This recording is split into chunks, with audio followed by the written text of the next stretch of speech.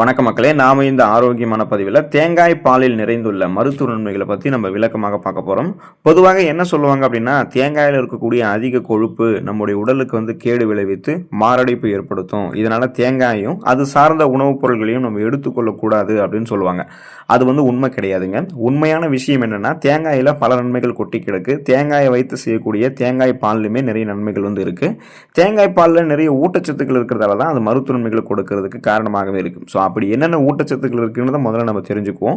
Vitamin C, vitamin E அப்படின்ற அந்த உயிர் சத்துக்கள், தயாமின், நியாசின், ஃபேண்டோத்தனிக் அமிலம், ரிஃபோஃப்ளோவின், மேலும் தாது உப்புகளில் கால்சியம், தாமிரம், இரும்புச்சத்து, மெக்னீசியம், பாஸ்பரஸ், செலினியம், துத்தநாகம், பொட்டாசியம் போன்றவையெல்லாம் இருக்குது. போதுமான அளவுக்கு கார்போஹைட்ரேட்டும் இருக்குது. ஸோ இவை அனைத்தும் நமக்கு கிடைக்கும் போது இந்த ஊட்டச்சத்து பற்றாக்குறைகளை நீக்கி என்னென்ன மருத்துவ நன்மைகளை நமக்கு இந்த தேங்காய் பால் கொடுக்குது அப்படின்றத விளக்கமாக பார்ப்போம்.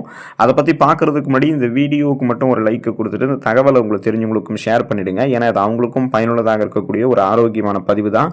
இது போன்ற அப்டேட்ஸ்கள் நீங்கள் தொடர்ந்து பார்க்கறதுக்கு நம்மளுடைய ஹெல்த் நியூஸ் தமிழ் சேனலை மறக்காமல் சப்ஸ்கிரைப் பண்ணி வச்சுக்கோங்க. பக்கத்தில் இருக்கக்கூடிய பெல் பட்டனையும் கிளிக் பண்ணி ஆல் அப்படின்ற ஆப்ஷனையும் செட் பண்ணி வச்சுக்கிட்டீங்க அப்படின்னா நாங்கள் போடக்கூடிய எல்லா அப்டேட்ஸும் உங்களுக்கு நோட்டிஃபிகேஷன் அடிக்கடி சேரும். சரிவாங்க மக்களே, இப்போ வீடியோக்குள்ள போயிடலாம். அனிமியா என்று சொல்லக்கூடிய இரத்த சோகை நோய், அந்த நோய் குணப்படுத்தப்பட்டு மீண்டும் வராமல் தடுக்கப்படுவதற்கு தேங்காய் பாலை எடுத்துக்கலாம். போதுமான இரும்புச்சத்து உடல்ல இல்லாமல் இருக்கிறதால பலருக்கும் இரும்புச்சத்து குறைபாடு ஏற்பட்டு உடல்ல ஹீமோகுளோபினுடைய எண்ணிக்கை குறையும். ஹீமோகுளோபின் தான் நம்முடைய உடல் உறுப்புகளுக்கு ஆக்சிஜனை சப்ளை பண்ணுது. ஸோ இப்படிப்பட்ட ஹீமோகுளோபின் குறையும் போது நமக்கு போதுமான அளவுக்கு ஆக்சிஜன் சப்ளை கிடைக்காததால அனிமியாவுக்கான அறிகுறிகளான மயக்கம், தலைவலி, குமட்டல், வாந்தி, தலை சுற்றல், உடல் பலவீனம், உடல் வலி, அதே போல கவனமின்மை, இந்த மாதிரி அறிகுறிகள் எல்லாமே இருக்கும். ஸோ இது இரும்புச்சத்து குறைபாடால் தான் நமக்கு ஏற்பட்டிருக்கு. இப்போ நம்ம தேங்காய் பால் எடுத்துக்கிட்டோம் அப்படின்னா இரும்பு சத்து கிடைக்கும் போது ரத்த சிகப்பணுக்கள் அதோடைய பழைய நிலைமைக்கு வந்துடும். ரத்த சிகப்பணுக்கள் இருக்கக்கூடிய ரத்த புரதமான ஹீமோகுளோபினுடைய கவுண்ட்டும் கரெக்டான லெவலில் இருக்கிறதால ஆக்சிஜன் சப்ளை போதுமான அளவுக்கு இருக்கும். ஒரு கப் தேங்காய் பாலில் உடலுக்கு அன்றாடம் தேவைப்படக்கூடிய இரும்பு சத்துல 25% நமக்கு கிடைச்சிடும். எனவே சிறியவர்கள் மற்றும் நடுத்தர வயதுடையவர்கள், வயதானவர்கள் தினமும் ஒரு கப் தேங்காய் பால் எடுத்துக்கொள்ளும் போது அந்த இரும்பு சத்து கிடைத்து ரத்த சோகை நோயை நீங்க நீக்கிக் கொள்ளலாம். நலமாக வாழலாம். ரத்தத்தில் இருக்கக்கூடிய கிருமிகளையுமே நீங்க இது பண்ணிக்கலாங்க. ஸோ அதை நீக்கிக் கொள்ளலாம்.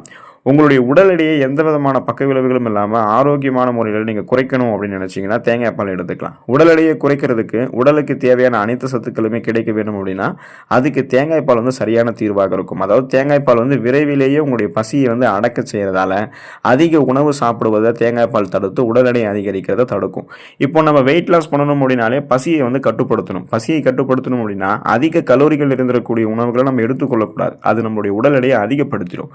நாம குறைந்த கலோரிகள் இருக்கக்கூடிய உணவுகளை எடுத்துக்கொண்டு ஊட்டச்சத்துக்களை பெற்று ஓரளவு பசியை கட்டுப்படுத்திட்டோம் அப்படின்னாலே தேவையில்லாத கொழுப்புகள்லாம் எரிக்கப்பட்டு அது நமக்கு ஆற்றலாக மாற்றப்பட்டுடும். இப்போ நீங்கள் தேங்காய் பால் சாப்பிட்டுட்டீங்கன்னா அதுவே உங்களுடைய பசியை கண்ட்ரோல் பண்ணுறதால மற்ற அதிக கலோரிகள் இருந்திருக்கக்கூடிய உணவுகள், நொறுக்கு தீனிகள், இந்த ஃபாஸ்ட் ஃபுட்ஸ் இதெல்லாம் நீங்கள் சாப்பிட்டு உடலை கெடுத்துக்க மாட்டீங்க, வெயிட்டை இன்னும் இன்க்ரீஸ் பண்ணிக்க மாட்டீங்க. அதை முதல்ல ஸ்டாப் பண்ணிடுவீங்க. தேங்காய் பால் இருக்கக்கூடிய ஊட்டச்சத்துக்களான இந்த நார் சத்து இது எல்லாமே என்ன பண்ணணும்னா ஏற்கனவே உங்களுடைய உடலில் தேங்கி இருக்கக்கூடிய அதிகப்படியான கொழுப்புகளை கரைத்து ஆற்றலாக மாற்றி கொடுத்துரும். ஸோ கொலஸ்ட்ரால்ஸை எனர்ஜியாக கன்வெர்ட் பண்ணி எரிச்சுறதால உங்களுக்கு அந்த தொப்பை, தேவையில்லாத கொழுப்புகளாக இருக்காது. கட்டுக்கோப்பான உடலமைப்பை நீங்கள் பசியை கண்ட்ரோல் பண்ணி நீங்கள் பெற்றுக்கொள்ளலாம். கொலஸ்ட்ரால் பிரச்சனையிலிருந்து நீங்கள் விடுபடணும்னு நினைச்சீங்கன்னா தொடர்ந்து உங்களுடைய உணவுகளை நீங்கள் தேங்காய் பால் எடுத்துக்கலாம். இதனால இதயம் உங்களுக்கு ஆரோக்கியமாக இருக்கும். முக்கியமாக தேங்காய் பால் இருக்கக்கூடிய நிறைவு உற்ற கொழுப்புகள்ல 50% லாரிக் அமிலம் இருக்கு. இது உடல்ல இருக்கக்கூடிய கெட்ட கொழுப்பு குறைத்து நல்ல கொழுப்பினுடைய அளவை அதிகரிக்கும். இப்போ இதயம் ஆரோக்கியமாக இருக்கணும்னா இதயத்துக்கு நல்ல கொழுப்பு மட்டுமே போதுமானது தான், கெட்ட கொழுப்புகள் வேணாம். இந்த கெட்ட கொழுப்புகள் எங்க இருக்கும் அப்படின்னா இதயத்திற்கு ரத்தம் ஓட்டம் ரத்த நாளங்கள் வழியாக போகுங்க. அந்த ரத்த நாளங்கள்ல இந்த கெட்ட கொழுப்புகள்லாம் படிஞ்சிருக்கும். ஸோ இப்போ கெட்ட கொழுப்பு படிஞ்சிருக்கும் போது என்ன ஆகும், இதயத்துக்கு வேண்டிய ரத்த ஓட்டம் போதுமான அளவுக்கு போகாது. ஸோ இதயத்துக்கு ரத்த ஓட்டம் சீரான அளவில் கிடைக்கல அப்படின்னா மாரடைப்பு, பக்கவாதம், இதய தமனிகளில் வீக்கம் ஏற்படுதல், இதய தசைகள் வலுவிழந்து போகுதல் போன்ற கடுமையான பக்க விளைவுகள்லாம் ஏற்படும். இப்போ இதுலேருந்து விடுபடணும்னா தேங்காய் பால் எடுத்துக்கிட்டோம்னா அந்த கொலஸ்ட்ரால்ஸை ரிமூவ் பண்ணிடலாம். நரம்புகள் இருக்கக்கூடிய இறுக்கங்களை தளர்த்திடலாம். நரம்புகள் வழியாக ரத்த ஓட்டம் வழியாக இதயத்துக்கு ரத்த ஓட்டம் கிடைக்கும் போது இந்த மாதிரி மாரடைப்பு, பக்கவாதம், இதய தமனிகளில் வீக்கம் ஏற்படுதல், இதய தசைகள் வலுவிழந்து போகுதல் போன்ற எந்த பக்க விளைவுகளும் இல்லாமல் இதயத்தை பன்மடங்கு பலம் பெற வைத்துக் கொள்ளலாம் இல்லையா. ஸோ அதனால தான் தேங்காய் பால் உணவுகளை சேர்த்துக் கொள்ளும் போது கெட்ட கொழுப்பினுடைய அளவை குறைச்சு நல்ல கொழுப்பினுடைய அளவை அதிகரிக்கிறதுக்கு இதய இதயத்தை பலப்படுத்துறதுக்கு அது ஹெல்ப் பண்ணும். நோய் எதிர்ப்பு சக்தி திறனை உங்களுக்கு அளிக்கிறதுக்கு நீங்கள் தேங்காய் பால் இருந்து எடுத்துக்கொள்ளலாங்க. தேங்காய் பாலில் விட்டமின் சி, விட்டமின் இ நிறைந்திருக்கிறதால இது உடலினுடைய நோய் எதிர்ப்பு அமைப்பை பலப்படுத்தும்.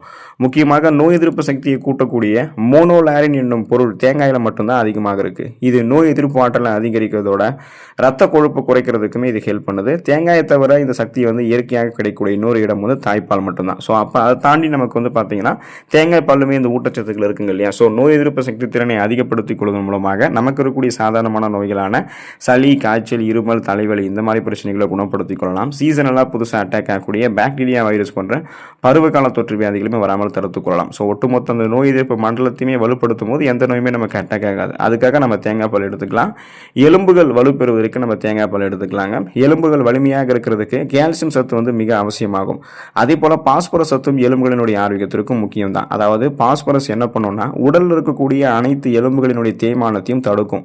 தேங்காய் பாலில் கால்சியம் மற்றும் அதிக அளவு பாஸ்பரஸ் இருக்கிறதால தேங்காய் பால் அடிக்கடி நம்ம சாப்பிட்டோம் அப்படின்னா எலும்புருக்கி நோய் போன்றவையெல்லாம் ஏற்படாமல் தடுத்துக் கொள்ளலாம். ஆஸ்டியோபோரோசிஸ், எலும்புருக்கி, எலும்பு மெலிவு நோய், மூட்டு வெளி, முடக்குவாதம், எலும்பு மஜ்ஜைகளில் ஏற்படக்கூடிய பிரச்சனை, மூட்டு அலர்ச்சி போன்ற எந்த விதமான ப்ராப்ளமுமே இருக்காது. இதன் மூலமாக பார்த்தீங்க அப்படின்னா உங்களுக்கு அந்த முடக்குவாதம் பிரச்சனை கூட வந்து இருக்காது. பொதுவாக குறைந்த அளவு செலினியம் இருக்கிறவங்களுக்கு தான் இந்த முடக்குவாதம் ஏற்படுவதற்கு அதிக வாய்ப்புகள் இருக்குது. ஸோ இப்படிப்பட்ட அந்த செலினியம் வந்து தேங்காய் பாலில் அதிகமாக இருக்கிறதால தொடர்ந்து தேங்காய் பால் எடுத்துக்கொள்ளும் போது அதை கீழ்வாதம் இருக்கிறவங்க தான் தேங்காய் பாலை சாப்பிட்டாங்கன்னா நல்ல நிவாரணம் கிடைக்கும். அதே போல் அதில் இருக்கக்கூடிய அதிக பொட்டாசியம் வந்து ரத்த கொதிப்பினுடைய அளவையுமே அவங்களுக்கு வந்து குறைக்கிறதுக்கு ஹெல்ப் பண்ணும்.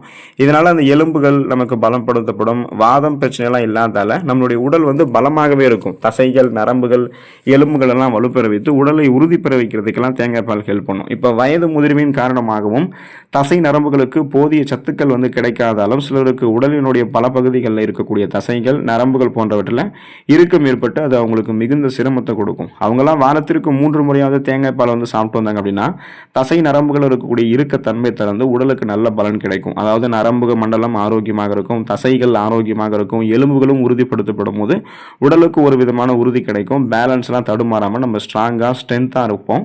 நம்மளுடைய சருமத்தை ஆரோக்கியமாக பராமரிக்கணும், எந்த விதமான சரும தொற்றுகளும் இல்லாமல் நம்ம நலமாக இருக்கணும், சரும தொற்றுகளை வந்து சரி செய்து கொள்ளணும் அப்படின்னாலுமே தேங்காய் பால் எடுத்துக்கொள்ளலாங்க. தேங்காய் பால் அடிக்கடி நம்ம சாப்பிட்டு வந்தோம் அப்படின்னா சருமத்தில் ஏற்படக்கூடிய சுருக்கங்கள் நீங்கி தோலில் பளபளப்பு தன்மை வந்து அதிகரிக்கும். உங்களுடைய ஏஜ் நீங்கள் வெளியே சொன்னால் கூட யாரும் நம்ப மாட்டாங்க. அந்தளவுக்கு நீங்கள் எங்கே தெரிய ஆரம்பிப்பீங்க. தோலினுடைய நிறத்தையும் கூட்டி இளமையான தோற்றத்தையுமே உங்களுக்கு தக்க வைக்கும். சருமத்தை வந்து பொலிவோட வைக்கிறதுக்குமே ஹெல்ப் பண்ணும். ஏன்னா இப்போ நம்மளுடைய சருமத்தில் வந்து இறந்த செல்கள் ஏதாவது இருந்துச்சு அப்படின்னா அந்த டெட் செல்ஸ் ரிமூவ் ஆகாமல் இருக்கும்போது முகப்பொருட்கள், கண் கருவளையங்கள், கரும்புள்ளிகள், வயதான சுருங்கிய தோல் அமைப்பு, கோடுகள், கரைகள் கொண்ட மாசு மறுவான சர்மம் எல்லாம் நமக்கு இருக்கும். ஒரு பொலிவிழந்த சர்மம் இருக்கும்.